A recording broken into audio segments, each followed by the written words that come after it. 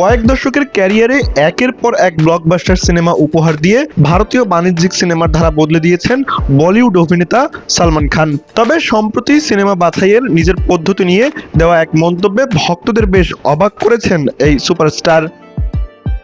Variety ইন্ডিয়াকে দেওয়া এক সাক্ষাৎকারে সিকান্দার তারকা জানান, পুরো ক্যারিয়ারে তিনি কখনো কোনো সিনেমার স্ক্রিপ্ট পড়েননি। সাক্ষাৎকারের প্রোমো প্রকাশের পরই বিষয়টি নিয়ে সামাজিক যোগাযোগ মাধ্যমে আলোচনা শুরু হয়। ভিডিওতে সালমান খান বলেন, আমি জীবনে কখনো কোনো স্ক্রিপ্ট পড়িনি। আমি স্ক্রিপ্ট লিখেছি কিন্তু কখনো পড়িনি। সাক্ষাৎকারে নিজের বিলাসবহুল ঘড়ির সংগ্রহ নিয়েও কথা বলেন সালমান খান। বিভিন্ন অনুষ্ঠান ও জনসম্মুখে তাকে প্রায় কোটি টাকার দামি ঘড়ি পরতে দেখা যায়। তবে এ নিয়ে প্রচলিত ধারণাকে খানিকটা মজা করেই উড়িয়ে দেন এই অভিনেতা। তিনি বলেন, আমাকে ঘড়ি পরে থাকতে দেখলেই তো সেটা আমার হয়ে যায় না, ওটা আরেক বন্ধুর ঘড়ি।